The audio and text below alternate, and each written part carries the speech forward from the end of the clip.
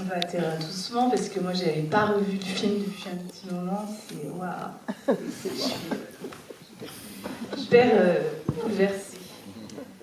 Moi, je vais peut-être commencer. Ensuite, on conviera Pauline Gaillard, la monteuse, et puis Manu Ciolini à nous rejoindre, le chef d'éco. Et ensuite, il y aura un temps d'échange, évidemment, avec vous, public. Donc, n'hésitez pas à penser déjà à vos questions. Un micro circulera dans la salle à cet effet. Donc, je vais commencer par le début. L'histoire de Marguerite et Julien, à l'origine, c'est un scénario écrit par Jean Gruaud pour Truffaut dans les années 70. Finalement, Truffaut n'en fera rien. Comment vous avez eu ce scénario entre les mains et comment est né le désir d'en faire un film? Alors, en fait, le scénario, il a été édité en librairie. Et c'est la script qui avait fait, qui était sur ma main, qui s'appelle Virginie Pré, qui m'avait offert le livre pour mon anniversaire. Et évidemment, je l'ai lu, et ça s'appelait à l'époque l'histoire de Julien et Marguerite. Et en fait, moi, quand j'ai fermé le scénario, enfin le livre en tout cas, j'ai vu tout de suite, j'ai tout de suite eu envie en fait, et j'ai vu le potentiel de faire un film qui raconte une femme révoltée et libre. Et donc j'ai tout de suite eu envie d'appeler ça l'histoire de Marguerite et Julien. Et c'est ça qui m'a frappée là en revoyant le film, c'est la violence que subit cette femme en fait.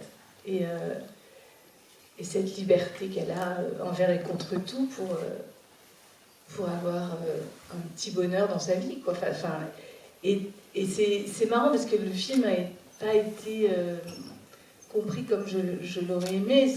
Pour moi, c'est vraiment raconter la violence qu'on faite aux femmes. Et ça me paraît fou parce que quand tous les thèmes sont abordés par rapport à ça dans le film, en fait. Le fait qu'on la marie de force, le fait qu'elle n'a pas le droit de faire d'études, le fait qu'elle n'a pas le droit de travailler, le fait qu'elle soit... Le devoir conjugal, cette histoire du devoir conjugal qui existe encore depuis peu de temps, jusqu'à peu de temps dans le Code civil. Enfin, c'est quand même complètement fou, quoi. Et j'ai voulu faire un film qui raconte ça, et je trouvais que une femme qui préfère choisir l'amour qu'elle a pour son frère plutôt qu'une vie de violence et de souffrance, je trouvais que c'était une héroïne, enfin que c'était, je sais pas, je trouvais qu'il y avait le potentiel pour faire un film à la fois militant et qui soulève une question dramatique qui est l'histoire de l'inceste et de cet amour impossible et vraiment de traiter l'amour comme une malédiction, comme une maladie qui contamine toute une famille, en fait. Voilà. Et vous avez coécrit avec Jérémy Elkaïm le scénario. Est-ce que Jean Gruaud a été impliqué? Et finalement, quelles ont été les différences? J'imagine qu'il y a des différences qui ont émergé entre votre version et celle de Gruaud. Alors oui, bien sûr. Alors, non seulement Jean Gruaud, il a été impliqué, mais j'ai beaucoup travaillé avec Jean Gruaud. C'est-à-dire que je l'ai rencontré, j'allais chez lui le voir, je lui ai dédié le film parce qu'il est décédé juste après le festival de Cannes, au mois de juin, qui a suivi. On le voit dans le film, il joue un des juges à la fin, c'est celui qui appuie sur le bouton, à côté de celui qui appuie sur le bouton. Qui d'ailleurs... c'est fou, bref. Et qu'est-ce que je disais? Oui, donc déjà la première chose qui a été très différente par rapport au scénario de Truffaut, c'est que moi ça s'appelle l'histoire de Marguerite et Julien, donc c'est vraiment elle l'héroïne, alors que dans le scénario initial c'était plutôt, c'était pas tout à fait la même chose, c'était moins ces enjeux-là qui étaient mis en avant, et plus l'inceste comme une histoire d'amour un peu romantique aussi. J'ai lu que vous aviez terminé. Oui, non, mais d'ailleurs, par rapport à ça, c'est pour ça que Truffaut, je trouve ça dingue, c'est pour ça que Truffaut n'a pas voulu faire le film, parce qu'il trouvait que le sujet était trop à la mode, et c'était dans les années 70, la libération des mœurs et tout, je trouve ça complètement dingue, quoi. Enfin, c'est quand même une autre époque. Et j'ai lu que vous aviez projet d'en faire une comédie musicale. Alors, en fait, voilà, pour en revenir à l'écriture, en fait, ce film, j'ai voulu le faire comme un conte, et j'ai écrit 14 chansons qui racontaient l'histoire de leurs sentiments et l'évolution de ces sentiments, etc. Et j'ai eu peur, c'est vrai, qu'on me taxe un peu de vouloir faire un film comme Jacques Demy, Peau d'âne, etc. Et en fait, ça m'a fait peur et je me suis dit, peut-être que ça m'a débloqué pour l'écriture et que j'avais besoin d'en passer par ces chansons que j'ai écrites et tout. Mais je sentais que le film, il serait très musical et il serait vraiment très décalé de tout naturalisme et de toute réalité. Ça ne m'intéressait pas du tout de faire une reconstitution historique du Moyen-Âge. Je trouvais ça tellement pénible, en fait. Puis je trouve ça absurde parce que, en fait, pour moi, la reconstitution historique d'un film, c'est toujours compliqué parce que on se base sur des archives, on se base sur des récits, sur des choses qui sont déjà une interprétation de l'époque. Donc en fait, il n'y a pas de réalité réelle de cette époque, donc j'ai voulu inventer une époque, en fait. Et c'est ça qui est vraiment très ingénieux aussi, c'est-à-dire qu'il y a cette transcendance de la réalité par la mise en scène, par des idées de mise en scène, à la fois ces arrêts sur image et puis les personnages qui s'animent, le jeu avec les ouvertures, les fermetures à l'iris, que vous aviez déjà utilisé plusieurs fois. Enfin, on sent une vraie joie et une vraie inventivité. Dans le film, ça regorge comme ça. Et il y a une scène qui, moi, m'a touchée particulièrement, enfin, que je trouve magnifique et bouleversante. C'est la scène où elle est comme ça, complètement effondrée de chagrin, et où Julie en transparence apparaît et vient la relever, et les deux corps sont comme ça. Enfin, il y a un truc très évidemment spectral aussi. Et c'est voilà, comment cette scène est arrivée, et toutes ces idées de mise en scène, est-ce que vous les avez déjà au moment de l'écriture?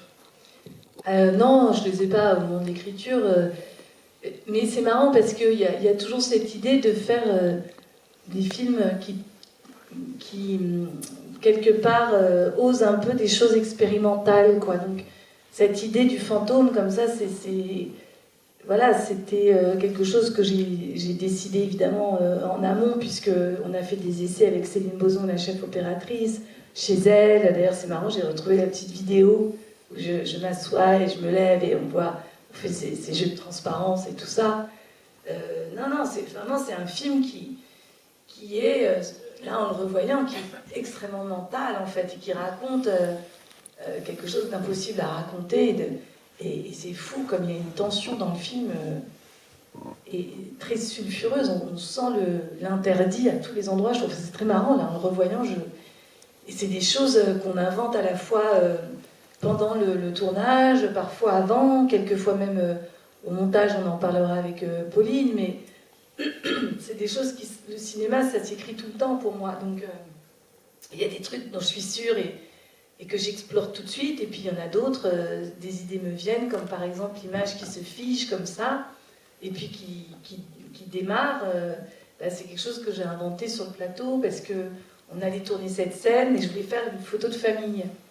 Et donc j'ai demandé à Céline, je lui ai dit, tiens, mets-toi là, je voudrais regarder un plan large pour voir ce que ça ferait une photo de famille. Puis la caméra était en fait toujours sur des roulettes, quoi. On avait mis un plancher, Manu pourra mieux en parler, mais Céline avait posé une sorte de plancher pour qu'on puisse faire des travelling sans que ce soit trop compliqué. Mais là, je crois qu'on avait fait un vrai travelling. Puis je vois la caméra qui bouge. Et puis là, je leur dis, attendez, restez fixe. Et puis je dis, attends, Céline, bouge. Restez fixe, bougez. Puis je me dis, ah, ça va être super. Et hop, puis on fait le truc comme ça. Enfin, c'est des choses qui viennent. Puis après, je l'ai continué pendant le film. C'est des choses qui s'inventent, voilà. Je pense quand on est complètement...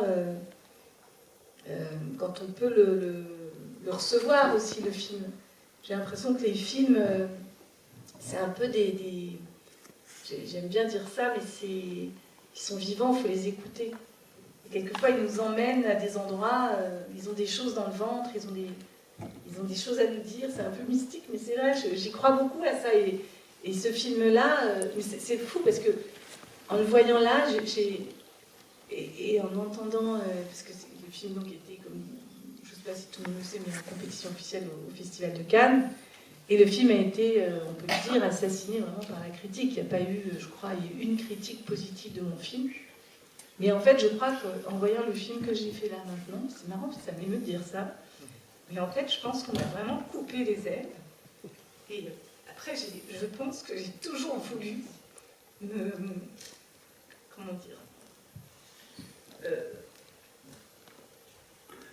oser refaire petit à petit, quoi. Je pense que vraiment, en fait, ça a été très dur. Enfin, pardon, excusez-moi.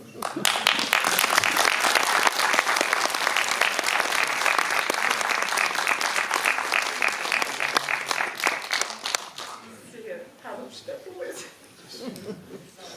Ah, c'est nul.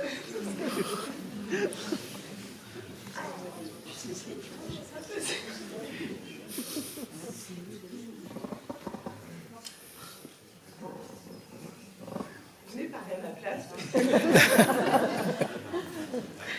Peut-être je peux enchaîner sur... Non mais, pardon. Excusez-moi. C'est aussi, enfin, on est sensible tous, ça arrive. Mais, en fait, je crois que je le réalise un peu là.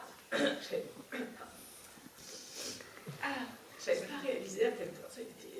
En fait, c'est la sens... Enfin, moi, c'est ce que je me suis dit. Je me suis dit, c'est fou parce que, en fait, quand j'ai fait ce film, j'étais presque contente de pouvoir faire un grand film, de montrer que j'étais... voilà, que j'avais appris, que c'était... Je l'ai fait vraiment très sérieusement et tout, et je pense que ça a été... extrêmement violent, quoi. J'ai vraiment eu le sentiment, en le voyant, qu'on m'avait coupé les ailes. Et après, je me suis dit, bon, ok, j'y vais, mais comme si je devais prouver que je pouvais encore faire des films, que j'avais le droit. Et je trouve qu'il y a quand même une grande injustice faite aux femmes sur leur travail et la violence qu'elles ont subie. Parce que je pense que c'est très dur quand on est une fille, on doit faire l'excellence. Enfin, je trouve qu'il y a quand même un truc d'une rare violence, et c'était en 2015, donc c'était il y a longtemps. Aujourd'hui, on est vraiment dans une autre période, quoi. Enfin, c'était pas du tout la même période, en fait. Mais Cannes reste quand même d'une cruauté inouïe. Oui, évidemment,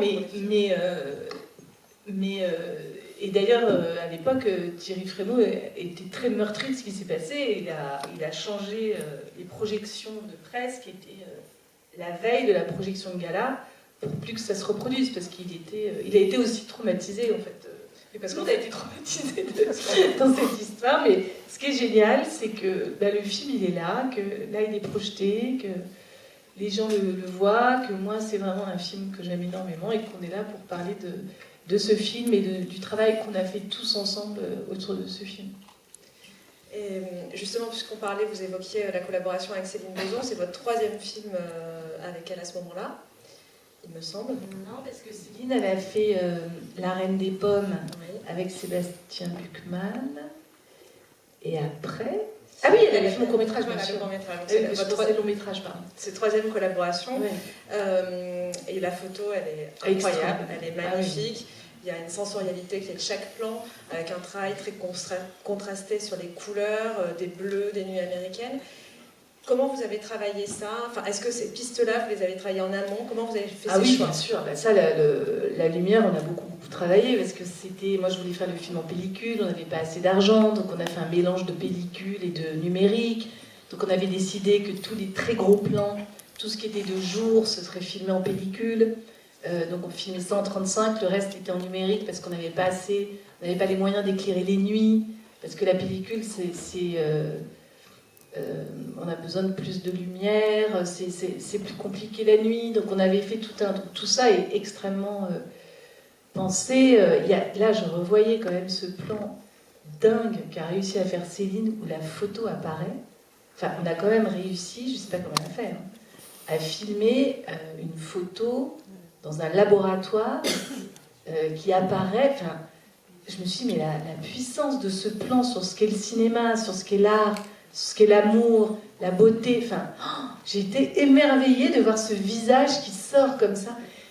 c'est fou, quoi, tout ce qu'on s'est à la fois amusé à faire, toutes les recherches qui ont été faites, toutes les envies, pour faire un grand film, quoi. Vraiment, c'était notre objectif à tous, quoi. C'était de faire un très beau et grand film, quoi. Et ça l'est. Non, mais en tout cas, parce qu'il y a des films qui portent ça en eux, des histoires. C'est une vraie tragédie, ce film. C'est je pense, mon film le plus sombre, le plus tragique, en fait. Il n'y a vraiment aucune... Non, c'est vraiment une vraie tragédie, quoi. Et le format scope, c'est quelque chose qui est arrivé aussi Ah bah oui, dès le début. Oui. Alors c'est marrant parce que quand je vois ce château de Ravalais qui est quand même tout en hauteur, je me dis, j'étais un peu débutante pour vouloir absolument le faire en scope parce que c'était pas facile à filmer. Et ça a participé aussi, c'est-à-dire que c'est une histoire folle ce film, parce que il se trouve que moi on m'offre ce livre, je veux le faire, et à l'époque mon père qui était encore en vie avait une compagne dont le frère était gardien du château de Ravalais. Mais vous imaginez un peu le délire, quoi. Et c'est comme ça que j'ai appris que le château existait encore. Il était le jardinier du parc. Et donc, là, j'ai fait comme d'habitude, j'ai dit « Quoi, le château existe, il faut absolument aller le voir !» Et j'ai embarqué Serge Catois, le directeur de production, je dis « Viens, on y va !» Et donc, on est allé voir le château pour voir dans quel état il était et si on pouvait tourner dedans. Et quand j'ai vu le château, évidemment, c'était devenu le décor. Je me suis dit « Mais c'est fou, on va tourner dans le vrai château de l'histoire !» Et la chambre que l'on voit où on fait les photos, c'est la chambre de Marguerite. C'est incroyable, il y avait de tout petits lits et tout, mais c'était fou. Enfin, on a quand même tourné dans les lieux de l'histoire, quoi. Et pour revenir peut-être au fait qu'effectivement c'est votre film, pas le plus abouti, mais effectivement là où vous avez de fait bénéficié d'un plus gros budget, 6 millions d'euros, de 10 semaines de tournage, là où vos précédents films étaient faits quand même avec très peu et des équipes légères. Est-ce que ça vous a... est-ce que ça a modifié votre manière de travailler, de bénéficier de conditions comme ça complètement Oui, différentes? non, mais il y a plein de choses qui ont été dures sur le tournage. Évidemment, la responsabilité de cet argent. Je me souviens que la scène... c'était un tournage extrêmement dur. Le premier jour de tournage, le directeur de production s'est cassé la hanche. Il pleuvait à torrent. On n'avait plus de directeur de production au jour 1. Et on faisait la scène du cheval qu'on abat, qui n'a pas été vraiment tué, je vous rassure. Donc déjà, ça commençait fort. Et puis après, c'était une pression sur le temps, sur l'argent. Je me souviens que la scène du dîner, j'avais une journée pour la faire. Et à la fin, j'étais épuisée. Enfin, je me souviens que j'ai vraiment appris la solitude, l'apprentissage de la solitude sur ce film, parce que Jérémy et moi, c'était compliqué, l'actrice, tout ça. Enfin, il y avait beaucoup d'histoires dramatiques sur le film. Et heureusement, j'avais Pauline. Peut-être on peut faire venir l'équipe aussi. Pauline vient et Pauline, je montrais mon film. Et il y a aussi, vous avez aussi Charlotte Castry qui est là, qui a dessiné les costumes et qui a été la directrice artistique. Tu peux venir, Charlotte? Mais si, viens, parce que c'est pas tous les jours qu'on a...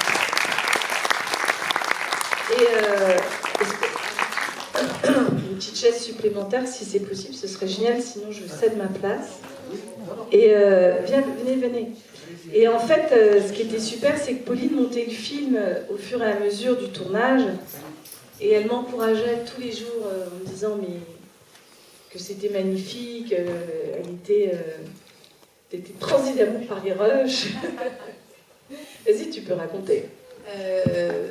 C'est bon, oui, non. Moi, ce que je peux raconter, c'est que je suis aussi traumatisée, évidemment, par ce qui s'est passé à la réception du film Macabre. Je pense que tous les gens qui ont aimé travailler sur ce film, c'est une espèce de fêlure à vie. J'ai revu le film, je ne l'ai pas revu avec vous, mais je l'ai revu cette semaine afin d'être préparée à en parler. Et j'étais de nouveau... totalement éprise du film, transie d'amour pour le film. Et ce qui m'a étonnée avec le recul, parce que je ne l'avais pas vu depuis un moment, déjà je l'avais revu, je l'avais revu depuis 2015, hein, il m'est arrivé de le revoir et de l'aimer toujours autant et de toujours me heurter à cette question, mais comment est-ce possible que le film ait été aussi mal perçu, reçu, ait été à ce point rejeté? Question à laquelle je n'ai pas de réponse. Non, ce qui m'a vraiment frappée, d'abord c'est effectivement à quel point c'est un film tragique. Enfin, ça serre le cœur. Enfin, c'est vraiment un film extrêmement noir. Malgré son aspect très chamarré et la beauté absolue des costumes, des décors et du travail de Céline. Non, ce qui m'a marqué moi en tant que monteuse à le revoir, c'est à quel point tout ce qu'on avait coupé, en fait, c'est hallucinant. C'est-à-dire que moi, je me souviens qu'il y avait une matière mais fantastique, il y avait des scènes mais sublimes. Je me souviens notamment, après l'enlèvement de Marguerite par Julien chez son mari, elle est sur sa barque et elle rentre, elle est la nuit, elle s'endort, enfin, elle s'évanouit, et la scène suivante, c'est Julien qui arrive à cheval la nuit au château et qui escalade la façade du château. Bon, ben, dans cette coupe, vous avez raté un nombre de plans sublimes. Il y avait notamment un plan où elle arrivait au château par la rivière. Il y avait une lumière d'eau extraordinaire. C'était suivi par une scène entre, il me semble, les parents et l'abbé qui discutaient de qu'est-ce qu'ils allaient faire. Je ne me souviens absolument pas. Mais ça m'a donné envie de revoir le premier montage, en fait, qui faisait à peu près 2h45. Il y avait une scène aussi où ils regardaient. Tu te souviens, il y avait une scène où ils regardaient un film. Ah, c'était génial. C'était hyper beau. En mangeant du popcorn, ouais. Il y avait la scène. Non, mais parce qu'il y avait plein d'inventions. Il y avait la scène du théâtre où il y avait qui était très longue. Quand il faisait le petit spectacle. Mais ça, elle est dans le film. Elle est très coupée. Ah oui, elle est archi réduite. Il y avait la scène où ils chantaient à la guitare, ils faisaient la fête dans leur chambre et elle les entendait faire la fête et elle préparait de faire la fête. Enfin, il y avait plein de choses et c'est vrai que moi aussi je serais curieuse. Mais en fait. Et même toute la cavale, je me souviens, c'était beaucoup plus long. Il y avait une scène avec une sorcière dans la forêt. Ouais, dans la forêt, qu'il y avait la robe qui brûlait. Ah ouais, non, mais il y avait des trucs fous. Et en fait, ce que je trouve incroyable, c'est que on a reproché au film d'être trop, en fait. Voilà.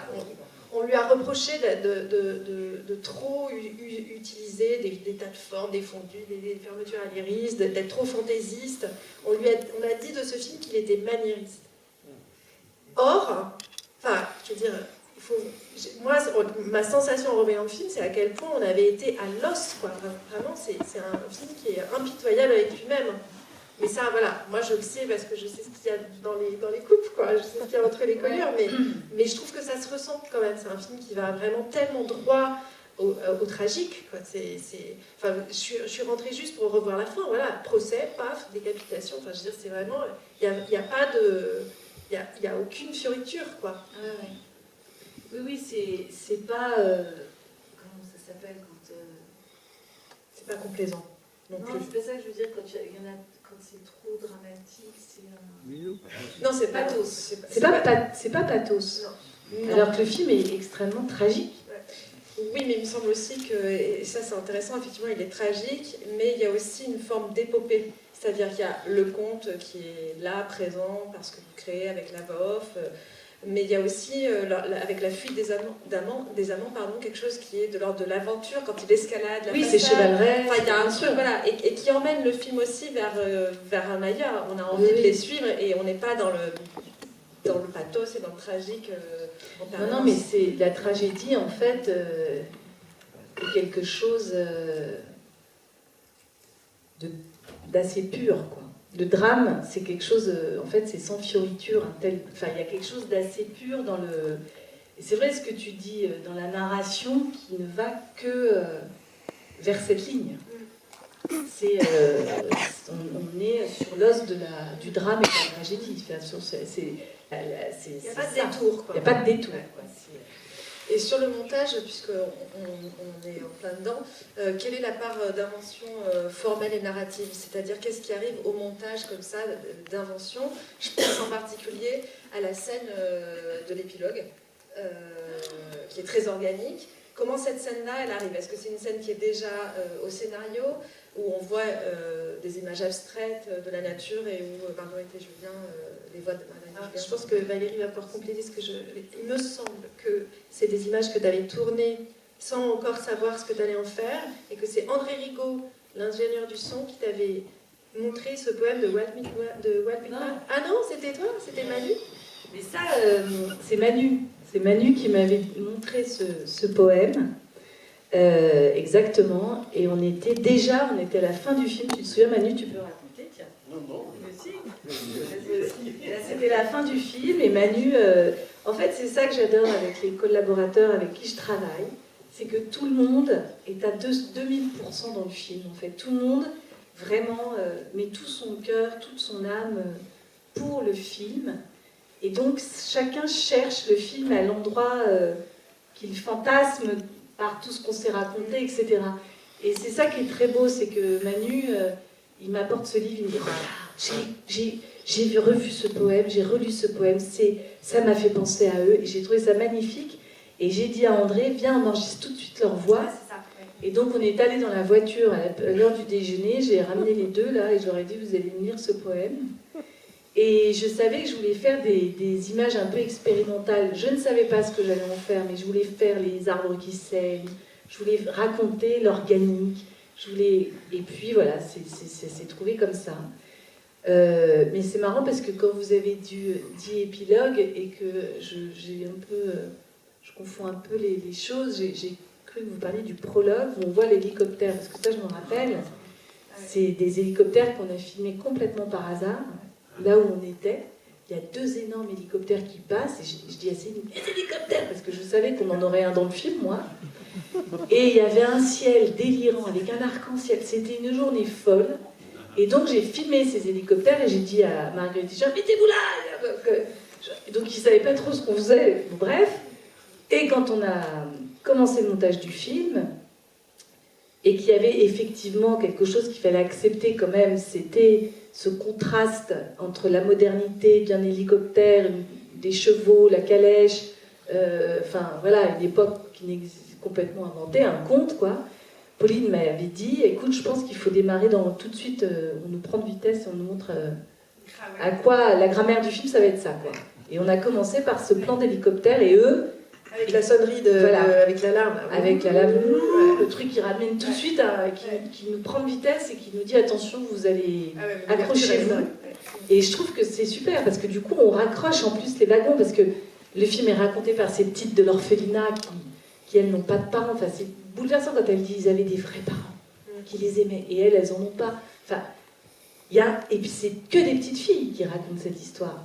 Donc c'est des petites filles qui racontent l'histoire de Marguerite et Julien parce qu'en fait, c'est leur héroïne quelque part, quoi, parce que et il y a quelque chose comme ça qui est quand même très gracieux, quoi, et je me souviens d'ailleurs de cet orphelinat, Manu, quand tu m'avais envoyé les petits dessins avec les petits lits où il avait trouvé l'idée de peindre tous les petits lits. Vas-y, je peux te... Voilà, bah ça vous a plu le film? Oui.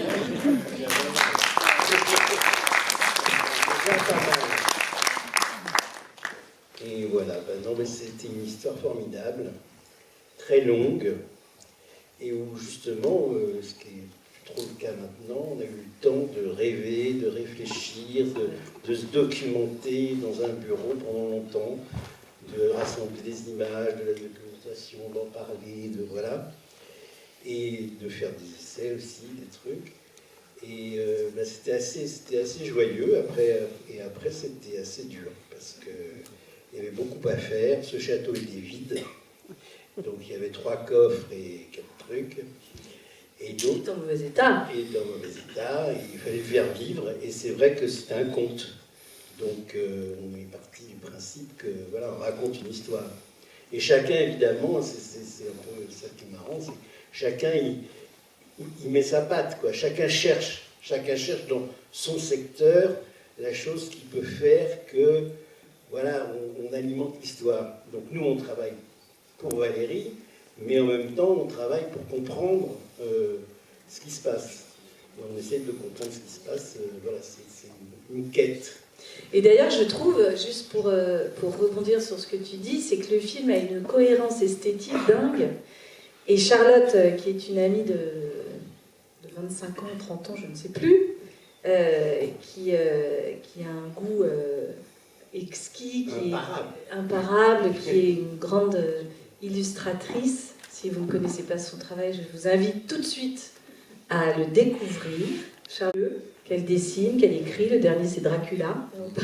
Ça y est, c'est ma promo. Et qui fait aussi des costumes, de la couture, enfin voilà. Et donc je lui avais demandé de prendre en charge un peu cette cohérence esthétique, et elle avait dessiné les costumes et toutes les robes de Marguerite que l'on voit, qui étaient un peu comme des manteaux. Vas-y Charlotte, tu peux parler de ça aussi. Ouais, enfin, oui, alors moi c'était ma première incursion dans le cinéma et dans le travail de Valérie. Moi j'ai vraiment été, pour moi c'était, je l'ai accompagnée à développer tout l'univers du conte qu'elle voulait pour ce film. Donc on a juste fait des énormes débriefs, des énormes... enfin oui, on parlait de tout ce qu'on pouvait inventer, de tout ce qu'elle pouvait inventer, de tout ce qu'elle pouvait mettre, de tout ce qu'elle pouvait, toute la liberté qu'il y avait dans ce film. Et effectivement, les costumes, moi en tant qu'illustratrice, mes personnages, on les reconnaît grâce à leurs costumes. Parce que je fais en fait, en gros, c'est toujours la même tête, mais c'est le costume qui parle du personnage. Et donc c'est comme ça qu'on a mis en place. Elle me parlait des caractères de chaque personnalité, et de là arrivait une liberté.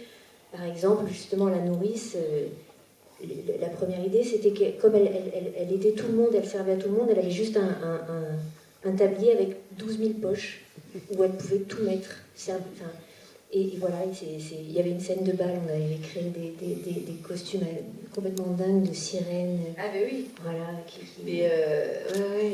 Et puis cette robe de mariée qui est la même que celle qu'elle met après, qui est une robe rouge sang, ouais. qui raconte le rouge, la passion, mais pas pour lui, pour un autre. Enfin, et puis Elisabeth Méhu qui avait fait toute l'autre partie des costumes, c'est-à-dire que tout ça devait se correspondre et être cohérent, parce que et c'est fou parce que les détails de la petite couverture au crochet avec les petits points de couleur éclairés par Céline, le petit paravent, je me souviens quand tu disais il y aura un petit paravent, enfin toutes les idées, la lampe, tu te souviens quand on... le lustre, quand je disais mais on va lever la lumière du château, parce que c'est complètement, c'est des trucs, ça n'existe pas. Et donc j'avais dit à Manu, il faut qu'on ait un énorme lustre. Et pourquoi est-ce que je crois que c'était même par rapport à une espèce de poulie, je sais plus, pour mettre la caméra. Tu te souviens, pour filmer l'escalier, on avait posé une espèce de rampe comme un pole dance, quoi.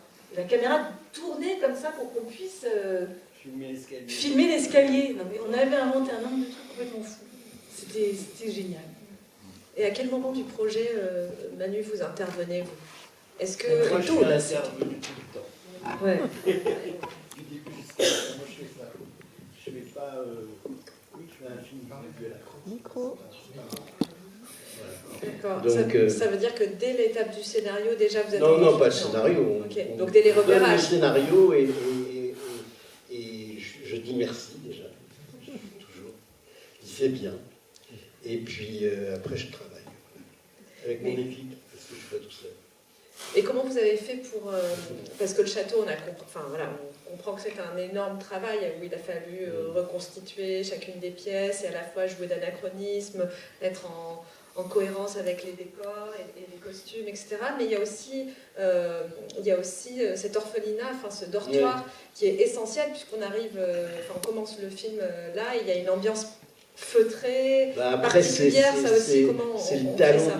C'est le talent de Valérie qui a fait la différence. C'est-à-dire que moi, je fais un orphelinat le mieux que je peux, et après, elle dit non, finalement, on va bouger tout ça, on va faire ça comme ci, voilà. Et elle a en tête vraiment ce qu'elle va faire avec les enfants.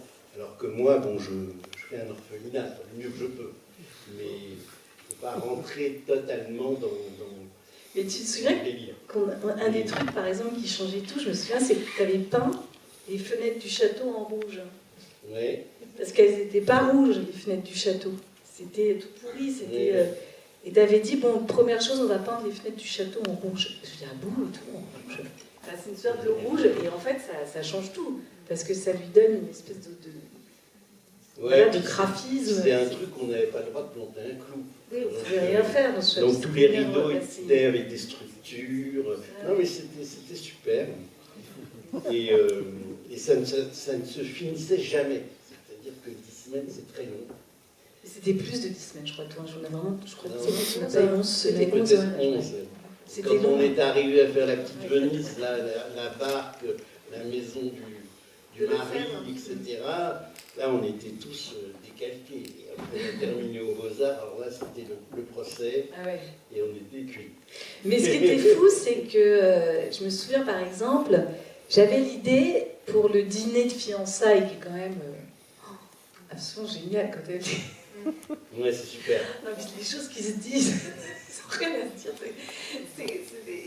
Ça, c'était Samy Frey, vraiment que je salue et qui avait été tellement délicieux humainement, et qui m'avait confié un livre, je crois que c'était, je ne vais plus me souvenir du titre, mais c'était des lettres de Florence, de correspondance, et il y avait j'avais pris des petites phrases comme ça pour qu'ils aient des choses à dire, parce que j'avais pas écrit tout ce qu'ils allaient se dire pendant le dîner.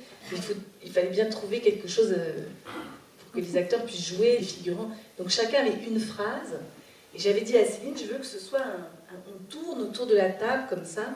Et Céline avait eu cette idée, elle avait dit, écoute, je pense qu'il faut mettre un plancher pour pas qu'on ait un travelling, parce qu'on pourra jamais faire un travelling circulaire. Et donc tu avais mis un plancher... D'ailleurs, j'ai repris cette idée sur Nona. On avait remis un plancher pour pouvoir rouler comme on veut. Et c'était génial, parce qu'on pouvait faire autant de déplacements qu'on voulait sans que ce soit tout de suite...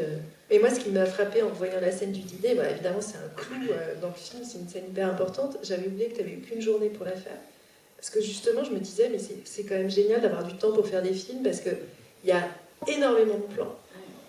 Les plans sont hyper précis, hyper bien pensés, le truc où il lui attrape la main quand elle va pour sortir, le regard quand elle passe derrière, les bribes de conversation, il y a les plans à deux, les plans à un, les amorces, sans parler évidemment du plan magistral ils sont tous où ils s'animent. Et je me disais, mais c'est fou en fait, il faut du temps pour faire des films, quoi. Il en faut, et on en a malheureusement de moins en moins, quoi. Parce que c'est le temps qui coûte le plus cher dans le tournage. Et là, on avait une journée avec et en même temps, 3 ou 4 heures supplémentaires.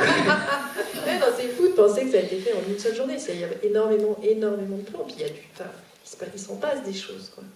Moi, j'étais assez bluffée en revoyant le film sur la poursuite de cheval, parce que quand même, les enfants, comme ça marche, quoi, alors qu'on avait... Et ça, c'était Serge Catoire, le directeur de production, qui avait essayé de... Il est là? Oui, il est là-bas. Il est où? Tu vois, avec sa barbe. Mais non, je vois pas. Regarde. Mais enfin! Mais non! Mais tu me dis pas que t'es là! Est-ce qu'on peut peut-être lui envoyer un petit micro? Ah, mais c'est génial! Non, mais Ouais, Serge, c'est ça qui était génial, Merci. c'est que Serge, mais je me souviens, il a vraiment cherché partout comment faire pour qu'on puisse filmer ses enfants. Et il avait trouvé un truc génial, c'était le cheval. Il faut que tu racontes, Serge, parce que je ne sais plus comment il s'appelle. Mais c'était Vas-y, prends le relais. Moi non plus, je me souviens plus très bien. Mais si. Je me souviens où on a tourné. C'était dans un truc de chasse Ouais, de la présidence de la République à Rambouillet, ouais. qui est un endroit fermé. On pouvait comme ça jouer avec des jouets de cascade. Il y avait un cheval exprès Mais c'était un faux cheval. Ouais, c'était un cheval qui Ouais. était coupé en fait comme un truc de rodéo, quoi. Non, comme un truc de manège. Ouais, comme un truc de manège rodéo, là, Ouais, le truc. ouais, c'est ça, mais ouais. qui était qu'on pouvait mettre sur une voiture travelling en fait. Et c'est ça. Et Et la c'était caméra complètement était aussi dingue. sur une voiture travelling. Et ouais, ça marche vraiment bien. Ouais. Et ça marche vraiment bien. Et je me souviens vraiment que Serge et c'est ça qui est génial quand on a des collaborateurs aussi investis et tout, c'est qu'il a cherché, mais longtemps, c'était son défi, quoi. Et ah ouais, c'était son défi. Et je me souviens le jour où il m'a dit, ça y est, j'ai trouvé, je suis trop content. Et je me souviens aussi que tu avais trouvé les doublures des enfants. On avait trouvé des enfants super bons cavaliers qui avaient 18 ans, enfin qui n'étaient pas... et qui pouvaient faire les doublures crédibles des enfants. Enfin, mais c'était quand même un truc complexe à mettre en scène, quoi. Et moi, je me souviens, quand j'avais eu les rushs, j'avais fait un premier montage de la scène sur une musique complètement absurde, qui n'est pas du tout la musique qui est là. Et tu l'avais vu, Serge. Enfin, je me souviens que tu l'avais tout de suite montré à Serge et tu avais dit, oh, ça marche hyper bien. Je dis, ouais, génial. Bah oui, tu nous avais envoyé tout de suite un petit... Et alors, par exemple, les inventions, vous voyez, vous parliez tout à l'heure des choses formelles et tout, la fermeture à l'iris et tout ça. Eh bien, ça, c'est une idée, le coup de la longue vue. Quand ils vont regarder avec la longue vue, ça, c'est une idée que j'ai eue quand on était en repérage du château, parce que je me disais, ça va être galère cette histoire de cheval, dans quoi je me suis embarquée. Et donc, je m'étais dit, ils vont regarder avec la longue vue, comme ça, on pourra faire des gros plans à travers le trou de la longue vue, et ça nous permettra au montage de créer de la tension, en fait, de faire un... Et d'y croire un peu plus, parce que ce sera vu par des gens, etc. D'ailleurs, j'adore quand ils se mettent tous à courir, qu'ils montent comme ça. Pour moi, c'était vraiment... Il y avait un côté Tintin, quoi, où elle lui attrape la main, enfin, ils arrivent, ils regardent la longue vue, machin, tout ça. Enfin, c'est ça qui est marrant, c'est que le film, en le revoyant, là, je me dis, il a quand même un truc hyper ludique aussi. Absolument. Et en même temps, il est tellement tragique. Mais c'est marrant parce que C'est ça qui est justement, cette scène-là, je me souviens, on a eu vachement de mal à la monter au fur et à mesure du montage du film, parce qu'on voulait quand même que ce soit pas non plus l'opérette, quoi. On voulait que dans cette scène, il y ait déjà tout le potentiel tragique de cette histoire. Et d'ailleurs, sur la musique, c'est hyper intéressant. Ah ouais. Parce que finalement, au départ, il avait composé, Yuxek, qui a fait la musique, que je trouve absolument magnifique, avait fait une musique très, justement, aventure, film, et puis ça marchait pas, en fait, ça faisait trop second degré. Et on a gardé que les nappes de violon. Enfin, on a enlevé le squelette avec tout ce qui était percussion et tout, on a gardé que les cordes. Et je trouve qu'on sent La musique apporte énormément dans le film sur la narration. D'ailleurs, c'est marrant parce qu'elle remplace en fait le tragique qu'il y avait dans les chansons. La musique est vraiment la tragédie. C'est elle qui raconte la tragédie. Parce que visuellement, le film est quand même assez coloré, assez... il y a la robe bleue, la robe rouge, le petit rouge à lèvres, ces petites nattes, eux, les garçons, comment ils sont habillés. Enfin, il y a un truc presque un peu Wes Anderson, je sais pas comment dire, quoi, mais il y a un truc très stylisé. Et c'est vrai que la musique apporte énormément de tragique, en fait. Je voudrais justement, avant peut-être de passer la parole au public, je voudrais qu'on parle de la musique parce qu'il me semble que c'est un élément essentiel de votre cinéma. Donc là, vous venez d'en parler sur ce film en particulier, mais il y a dans vos films à la fois ce mélange de compositeurs de renommée, donc Gabriel Yared, Yuxek, Gonzalez, Violet, et puis se mêlent à cela des chansons plus populaires, Souchon, Bio, là il y a, c'est peut-être un peu d'œuvre, c'était mais il y a toujours, il y a souvent ce mélange-là. Et je voulais savoir comment vous travaillez avec la musique. Est-ce que ce sont des chansons qui viennent créer des scènes ou au contraire, vous écrivez, ça convoque de la musique ou des chansons?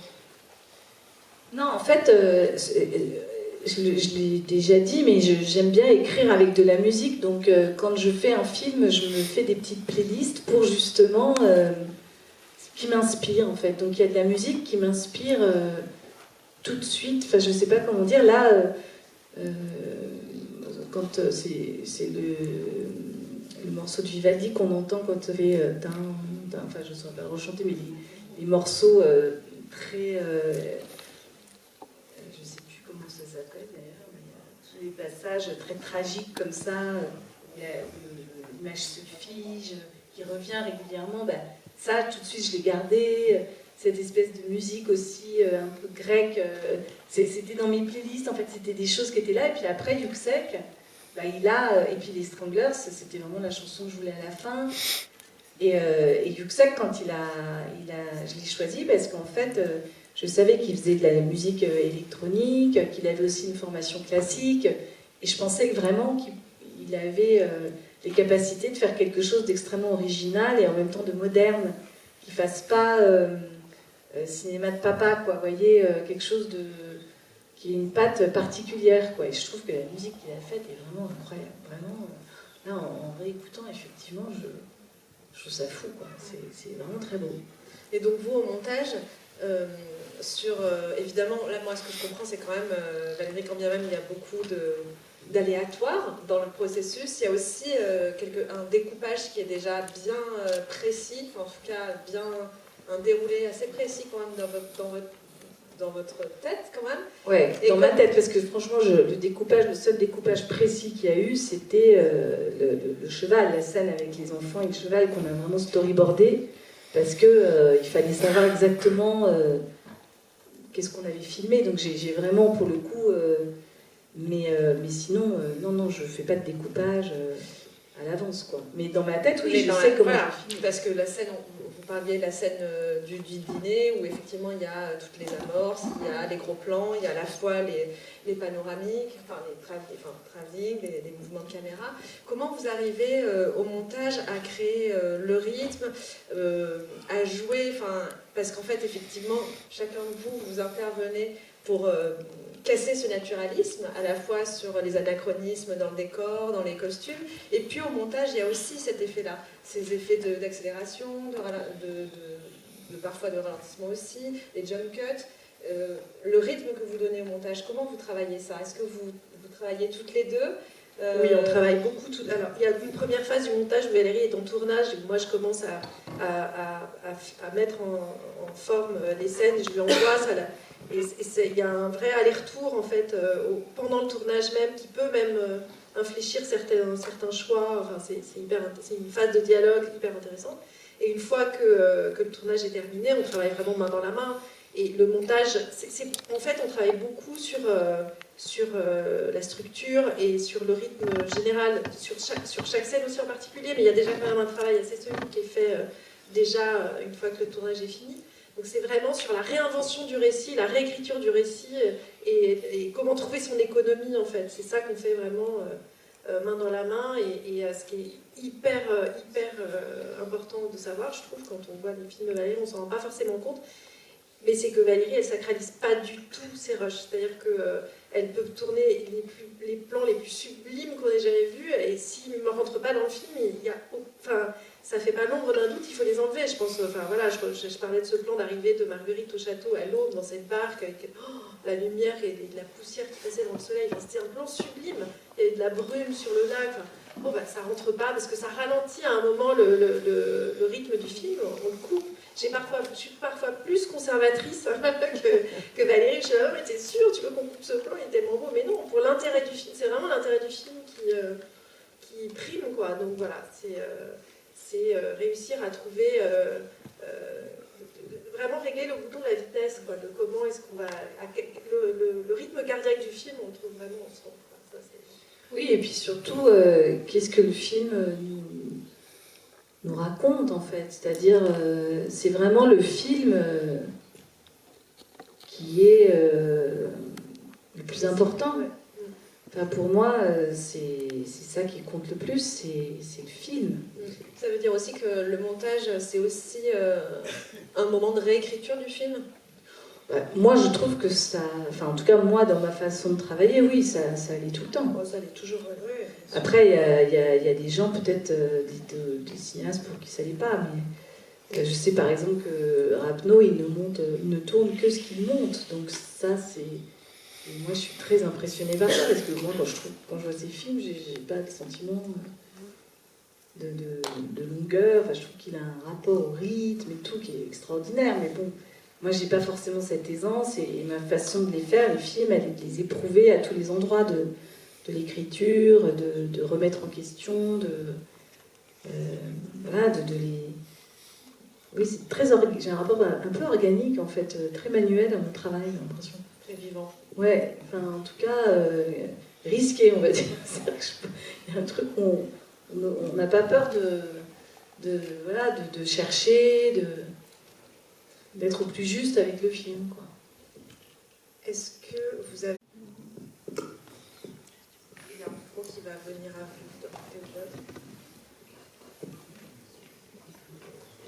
Bonjour. Bonjour.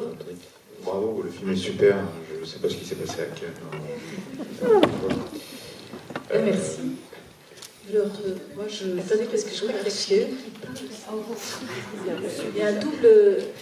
Je voudrais vous remercier pour ce film que j'ai Attendez, trouvé madame. super beau et super intéressant et qui m'a rappelé, curieusement, les derniers mots de la reine Marie-Antoinette quand elle allait être séquestrée, décapitée. Elle elle s'est arrêtée, elle s'est adressée au bourreau et elle lui a dit « Monsieur le bourreau, je vous remercie de faire attention à moi. Vous êtes... » Alors, j'ai un peu oublié le contexte, mais je sais que ça s'est terminé par « Vous êtes le phénix des hôtes de ce bois ».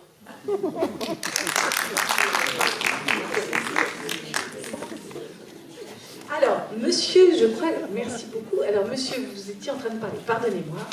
Il y a eu une petite interruption. Un détail et puis une remarque. Le petit détail sur la magie du cinéma, il y a une semaine, je regardais un documentaire, ça n'a rien à voir avec votre film, de Deborah Stratman, qui s'appelle The BLVD, un truc qui malheureusement est inaccessible. Cette histoire de Drag Race à Chicago, des mecs qui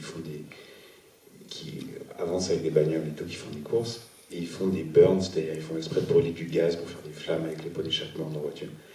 Et au tout début de votre film, à un moment, il y a une scène où il y a des chevaux qui démarrent en trombe, et il y a eu un éclat de fer sur un pavé qui crée une étincelle. Et bon, j'ai trouvé ça très beau, ça m'a amusé de retrouver effectivement ce détail. Ma remarque, c'est j'étais assez surpris et charmé de voir que en fait, l'inceste, d'une certaine manière, a peu de place dans le film. Et j'ai trouvé qu'il y avait vraiment un côté... on tendait vers l'universel d'une relation d'amour impossible. Alors effectivement, on part de l'inceste, et à mesure, alors que le tragique prend de plus en plus de place, cette notion d'inceste, elle en prend de moins en moins. Je ne sais pas si c'est quelque chose que vous aviez... Oui, bien sûr. C'est ça que j'ai trouvé intéressant, c'est-à-dire qu'il fallait que ce soit totalement tabou.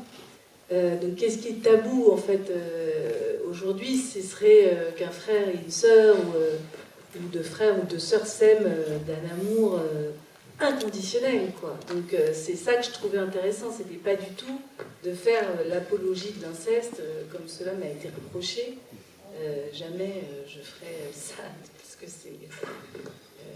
voilà, comme je le dis, le roi d'un crime trop grave. Et puis là, on n'est pas dans une relation d'emprise aussi, c'est-à-dire que c'est deux personnes qui ont le même âge, donc c'est pas l'histoire d'un adulte sur un enfant, quelque chose d'aussi sordide et sale que ça. Donc mais c'est ce que vous dites, c'est-à-dire que c'était vraiment l'idée de l'amour impossible. C'était ça que je trouvais intéressant dans cette histoire.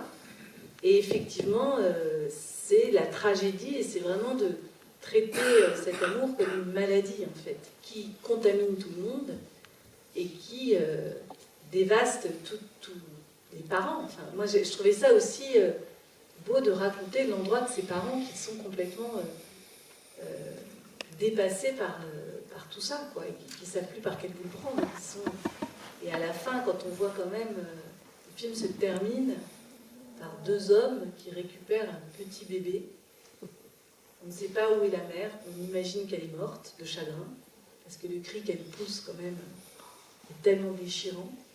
Et j'ai trouvé, moi, incroyable de finir le film sur cette bonne sœur qui donne ce petit bébé qui est là, et qui a envie, et eux qui prennent en charge cet enfant dans le secret le plus total et qui vont s'en occuper, en fait. Donc, il y a quelque chose d'assez... oui, c'est tragique et en même temps très humain. Enfin, il y a... Mais c'est vrai, je suis d'accord avec ça. Oui, bonjour à vous cinq. Justement, dans les deux hommes, il y a Samy Frey et Bastien Bouillon. Et j'ai vu votre film que j'ai trouvé extrêmement émouvant, et le tout dernier à pied d'œuvre extrêmement bouleversant. Et c'est une question par rapport à Bastien Bouillon. Je ne m'attendais pas à le voir là, il est tout jeune. Est-ce que c'est vous qui l'avez découvert? Et je le trouve toujours très juste. Est-ce que vous le dirigez beaucoup? Est-ce qu'il est juste tout de suite? Voilà, c'est par rapport à cet acteur-là. Eh bien, merci pour vos mots gentils sur mon dernier film.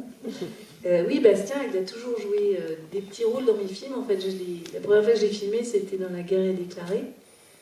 Jérémy l'avait rencontré, ils avaient tourné ensemble un téléfilm qui s'appelait Simple. Et Bastien avait le rôle principal, et ils sont devenus copains, et donc il a été embarqué comme ça dans les aventures familiales, on va dire. Et voilà, on est restés amis. Et dans Marguerite et Julien, je lui avais donné un rôle plus important, qui est ce rôle du frère. Au départ, je voulais qu'il joue Lefebvre, parce que je trouvais que ça crée une vraie tension. Et puis finalement, pour plein de raisons, ça a été un acteur beaucoup moins séduisant que Bastien et qui n'avait pas forcément, qui était plus jeune, qui était plus âgé. Et Bastien est un acteur qui a toujours été extrêmement juste. Là, vous voyez, il a un rôle secondaire, mais qu'on remarque énormément. Il est vraiment d'une justesse inouïe. C'est un très très grand comédien. Et ça faisait longtemps que je voulais lui donner un rôle important, et ça s'est trouvé avec Un pied d'œuvre. Voilà. Donc, après, est-ce que je le dirige? Oui et non. C'est-à-dire que les acteurs, quand on pense à eux, on connaît aussi leur nature. Donc, je lui fais évidemment.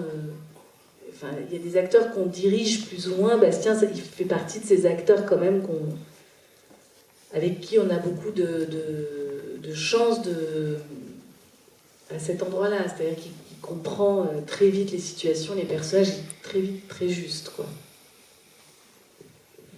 Oui, justement, moi aussi, je voulais rebondir sur cette question d'acteurs, parce que j'ai trouvé les acteurs vraiment bouleversants dans votre film, surtout, bien sûr, Marguerite et Julien, les parents, aussi Bastien.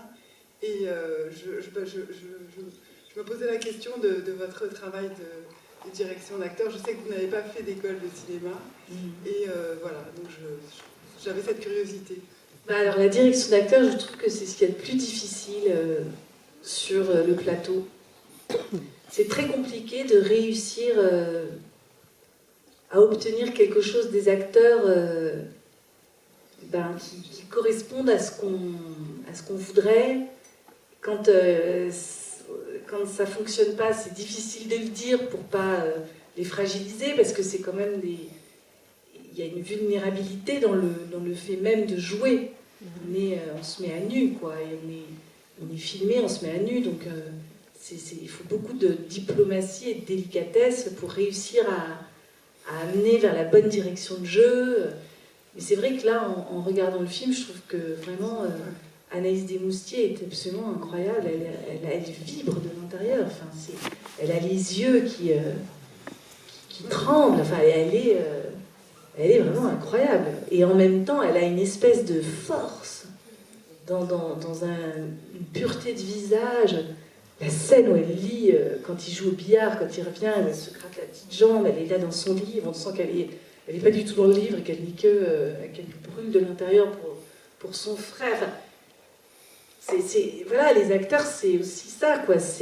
D'abord, je crois que mon choix, il vient aussi de l'envie de les filmer. Mais vous écrivez avec les acteurs en tête, ou bien non, là, pour Marguerite et Julien, ça s'est pas passé comme ça. Parce que j'ai écrit pour une autre actrice qui m'a planté, comme on dit, 2 mois avant le tournage. Donc c'était un peu raide. Et donc j'ai pas voulu partir dans une recherche de casting complètement délirante et tout ça. Et j'ai choisi, je crois qu'il y avait une actrice que j'aimais bien, et j'aurais fait faire des essais. Alors j'avais fait un truc assez dément. J'avais fait faire des essais comme à l'américaine, quoi. C'est-à-dire que j'avais pris les actrices, la chef opératrice, l'ingénieur du son, Jérémy, et je leur ai fait faire les mêmes scènes à chacune. J'ai fait un montage avec Pauline, et ensuite... Non, c'était pas avec moi, c'était avec Marie. Ah oui, c'était la... Et moi, je suis venue voir le résultat. Et on avait fait une projection au cinéma des Rushs. Et en fonction de ça, j'ai choisi Anaïs, parce que j'ai trouvé que c'était... D'abord qu'il y avait un peu une ressemblance, physiquement, et puis qu'il y en avait une autre que j'aimais beaucoup, mais je trouvais qu'elle était trop fébrile, et je voulais surtout pas qu'on se dise que Marguerite était folle. Et c'était très important pour moi. Donc elle était trop impressionnante, quoi. Elle était super, mais... Et j'ai trouvé qu'Anaïs, elle avait cette espèce d'assurance comme ça, de force intérieure qui était parfait pour le personnage. Mais je trouvais que Jérémy aussi jouait super bien. Ah bah oui, Jérémy, il était... Le couple était parfait. Oui. Après, Jérémy, il était un poil... C'était vraiment... Moi, ça faisait longtemps que je voulais lui donner un rôle de prince comme ça, parce je trouvais qu'il avait cette grâce et tout ça, mais c'est vrai que il était limite avec l'âge, quoi. On avait un peu fait des... Et lui, je pense qu'il était un peu inconfortable avec ça. C'était pas facile parce qu'il avait peur d'être trop vieux et c'était un peu... c'était juste, quoi.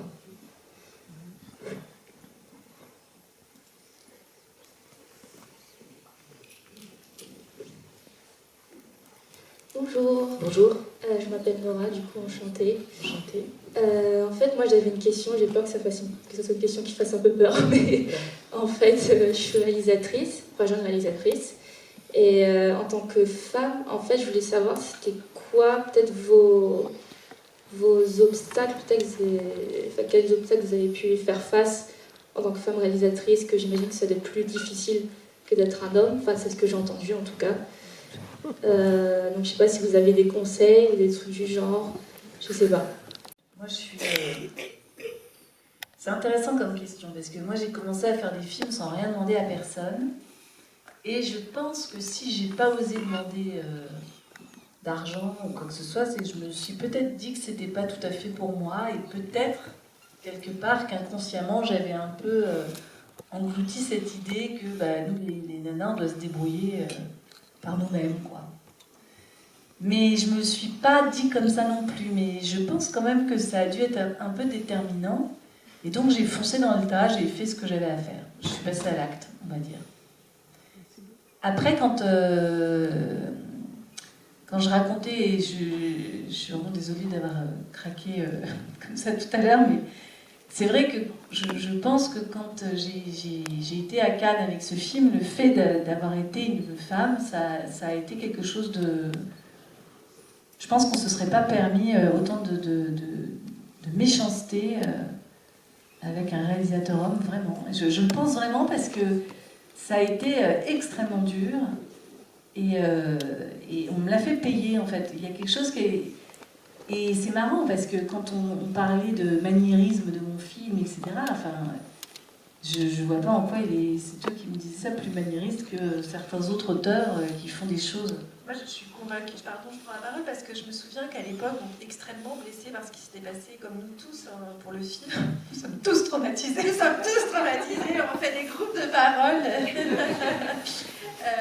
Non, mais moi, je me souviens qu'à ce festival de Cannes, il y avait un film d'Arnaud Desplechin qui s'appelle 3 souvenirs de ma jeunesse, qui n'était pas en compétition et qui avait été projeté à la quinzaine des réalisateurs. Et moi, c'est un film que j'aime et on peut complètement aimer Marguerite Gillien et aimer le film d'Arnaud Desplechin, qui par ailleurs ont énormément de points communs, notamment sur cette façon de prendre à bras-le-corps toutes les formes du cinéma, d'oser aller dans le romanesque, les voix off, les personnages qui changent d'âge, de lieu, cette espèce comme ça cette façon d'oser s'emparer du cinéma. Et je me souviens d'avoir vu ce film au cinéma et d'avoir ressenti une tristesse énorme à me dire mais je trouve ça tellement injuste qu'on s'attaque au film de Valérie pour les mêmes raisons qu'on défend celui d'Arnaud Desplechin qui était totalement par ailleurs défendable. Enfin, je n'ai absolument rien, je ne cite pas Arnaud Desplechin pour le dire c'est nul.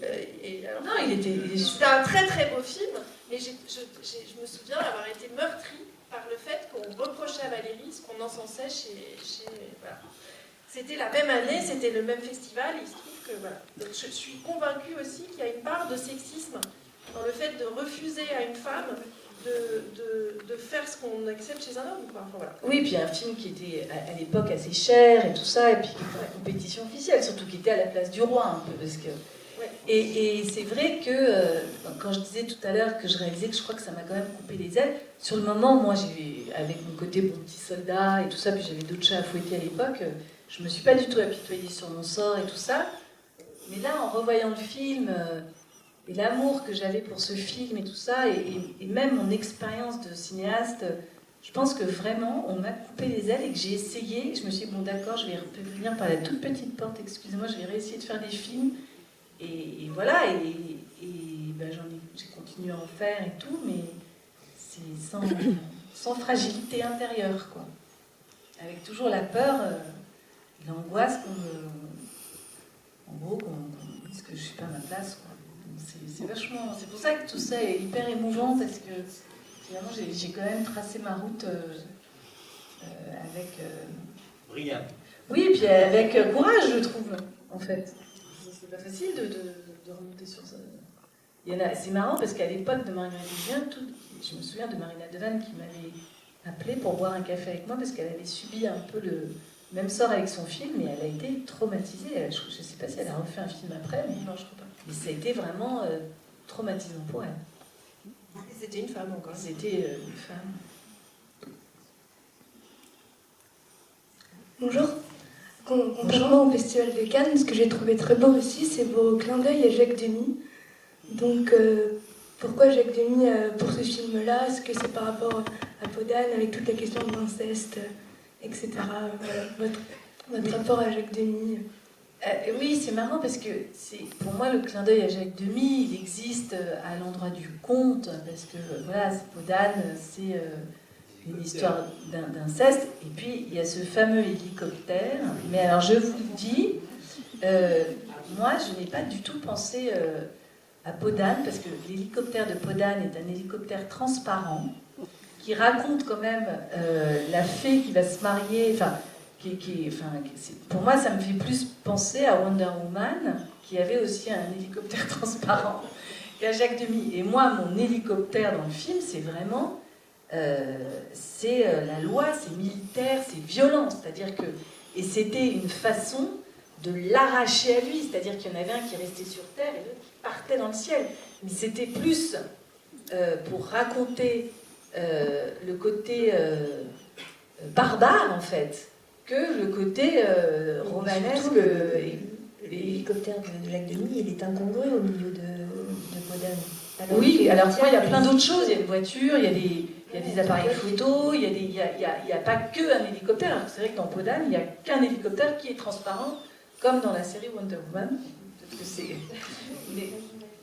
Mais enfin voilà, et c'est vrai que... Et après, moi j'adore le cinéma de Jacques Demy, et évidemment que j'aime le cinéma de Demy, j'aime le cinéma de Truffaut, j'aime le cinéma de Kubrick, de Varda, et que de Hitchcock, je sais pas, de plein de gens, de Romer.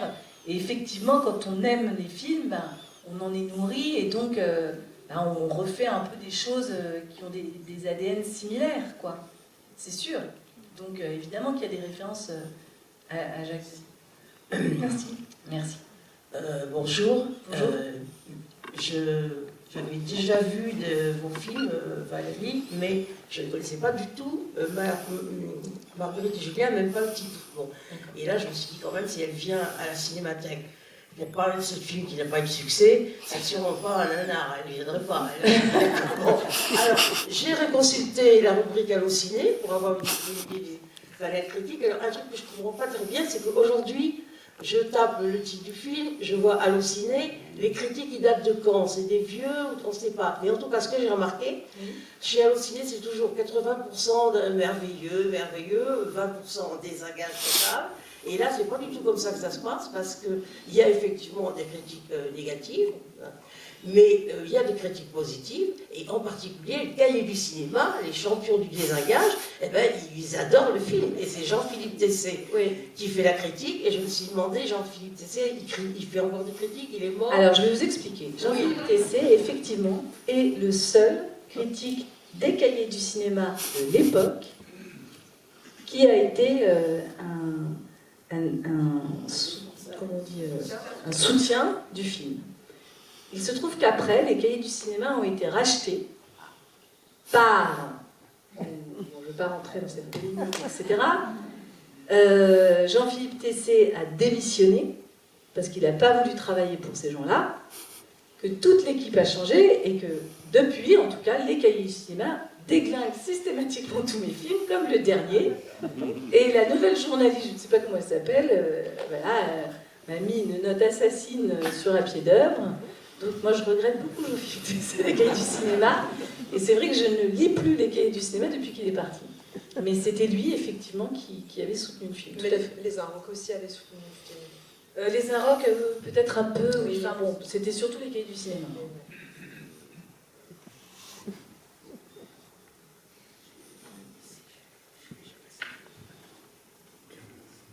Après, c'est le jeu des critiques, hein. Voilà, c'est comme ça, mais je trouve ça étonnant aujourd'hui que les les cahiers du cinéma qui soutenaient Marguerite et Julien il y a combien d'années, 10 ans, 11 ans, déglingue aujourd'hui un film comme Un pied d'œuvre qui, dans le contexte actuel du cinéma, pourrait être soutenu par ce genre de revue. Enfin, je trouve ça quand même étonnant, quoi. Politiquement, je m'interroge un peu. Bonjour. Oui, avant de vous poser une question, je voulais vous dire que je crois que j'avais vu quasiment tous vos films, sauf celui-ci, justement, parce que j'avais des préventions qui sont complètement levées, et j'en suis vraiment désolé. Donc j'ai mis 10 ans avant de voir ce film que j'ai beaucoup aimé. Et je voulais vous poser la question suivante.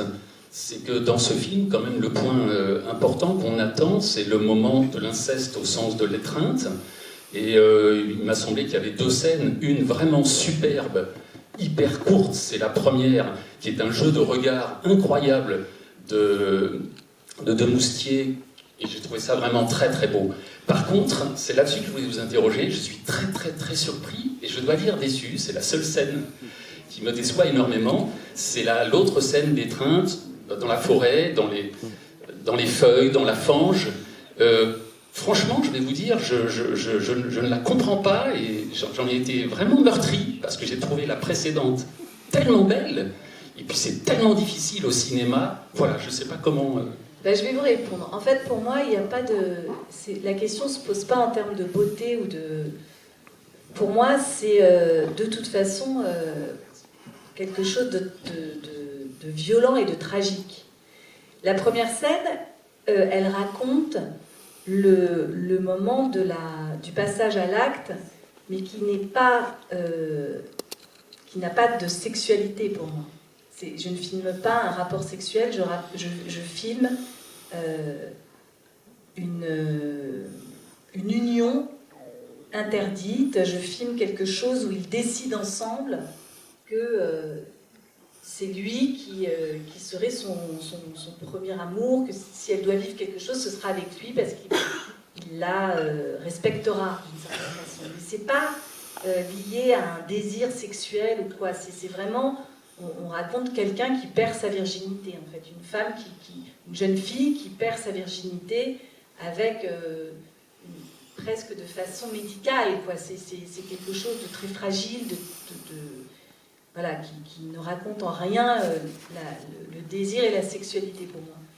Et la deuxième scène, en fait, ça raconte l'animalité, toute la violence, en fait. C'est-à-dire qu'ils sont perdus à jamais. Et c'est la peur qui font que...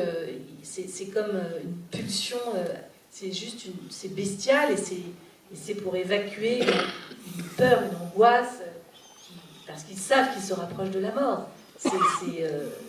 C'est quelque chose de brutal et de complètement animal.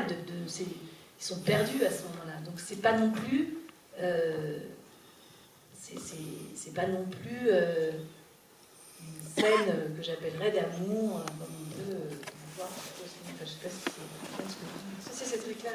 Pour moi, c'est la brutalité, l'animalité, la violence, la perdition de ces 2 personnes qui sont réduites à néant dans cette forêt où il n'y a rien, ils n'ont rien, ils ont que ça, ils ont peur, et voilà, quoi. Et la focale avec laquelle vous les filmez est intéressante aussi. Oui, c'est comme c'est vraiment un rapport animal, quoi. Enfin, d'ailleurs, on est loin, et c'est cru, c'est volontairement cru. C'était pas pour montrer la beauté de cet amour, ne passe pas par l'acte sexuel. Il n'y a pour moi pas de beauté, il n'y a que de la tragédie dans cet amour. C'est terrible, en fait.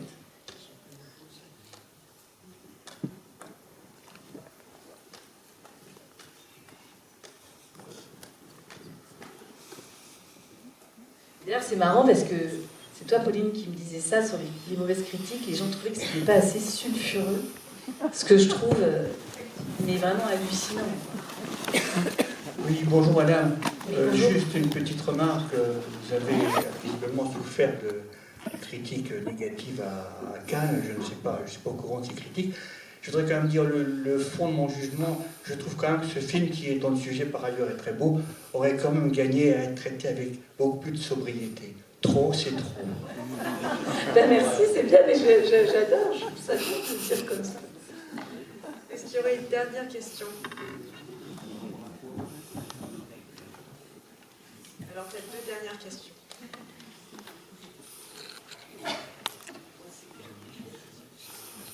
Bonjour. Bonjour. Il se trouve que je connais bien le château des Ravallaux parce que j'ai grandi à côté. Je m'interrogeais sur justement la construction des décors à l'intérieur parce que je sais que c'est comme une page blanche du coup. Et je voulais savoir comment vous aviez travaillé pour créer un univers en fait à l'intérieur du château. Oui. Eh ben, on a travaillé avec plein de petits systèmes, des paravents, des rideaux, comme une maquette. Tout était important, les accessoires. On a beaucoup travaillé sur les lampes à bougies, les lanternes, voilà, les abat-jours. On a inventé un peu les luminaires pour créer cette espèce d'ambiance, je pourrais dire géniale.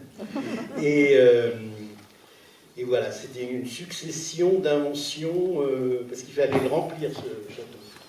Donc voilà, on a cheminé. Un jour, on trouvait une idée, on pouvait la faire, on la faisait, une autre. Et on a fait on a peint beaucoup de choses, on a peint les meubles, on a fait des lits, on a repeint des lits, enfin on a tout peint.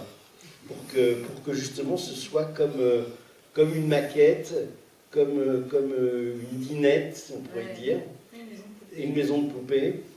Et comme ça, on pouvait rêver dedans, comme dans un conte, quoi. Et puis après, c'est vrai que bon, les accessoires, c'était sérieux. Voilà, quand on faisait des grandes tables, elles étaient belles. Voilà, on a bien bossé. Et c'était chouette. Moi, je suis content de l'avoir revu ici parce que la projection est super. C'est vrai que c'est magnifique la projection. Et après, je trouve que le montage est un peu long. C'est comme ça, j'aurais enlevé 10 minutes. Mon côté un peu Allez, une dernière question. Bonjour à tous. Et je voulais dire que en fait, moi j'aime beaucoup Valérie Donzelli comme actrice. C'est comme ça que je l'ai rencontrée, enfin comme actrice, au travers de la télé, de films. J'ai revu La Reine des Pommes et je trouve qu'il y a vraiment une évolution dans votre travail de cinéaste, puisque avec peu de choses, vous avez fait un film, enfin je pense qu'il m'habite encore et voilà, j'y penserai encore longtemps. Et celui-ci, il est très abouti techniquement. Enfin là, je vois qu'il y a toute l'équipe, donc on voit que vous avez mobilisé tous les savoir-faire du cinéma, le montage, la costumière. Enfin, c'est chouette de voir ça. C'est vraiment une œuvre collective. Mais je voulais dire que c'est vrai que c'est un film qui peut mettre aussi un peu mal à l'aise. Je pense que après, comment dire. Oui, moi, il y a des moments où j'ai été un peu mal à l'aise, mais le cinéma, c'est ça aussi. Et c'est peut-être ça qui a expliqué à l'époque, il y a 10 ans. Alors, 10 ans, c'est important, hein, il s'est passé beaucoup de choses dans la vie des femmes, dans leur vie professionnelle. Et voilà, des fois, on a besoin d'être dérangé, même quand on va au cinéma. Mais j'ai trouvé beaucoup de belles choses, hein, et notamment votre actrice. Elle me fait penser, enfin, votre film, ça m'a renvoyé au cinéma de Truffaut. Et j'ai pensé à Jenny quand elle était très jeune dans Adélage. Ouais. Cette femme puissante, cette jeune femme puissante qui est comme une tornade en fait, qui suit son instinct. Et tout à l'heure vous disiez qu'elle était. On voit ses narines bouger, on voit son visage, on voit sa peau. Vraiment, c'est très beau. Voilà. Bravo à vous. Merci. Et voilà, il ne faut pas vous arrêter, c'est ce que je voulais vous dire. Et il y a justement À pied d'œuvre qui est actuellement en salle, donc si vous ne l'avez pas encore découvert, je vous invite à y aller. Et Manu Chauvigny a fait les décors d'À pied d'œuvre et Pauline le montage. très bon montage, magnifique. Chirurgical. Je vous remercie à chacune et chacun d'entre vous et merci.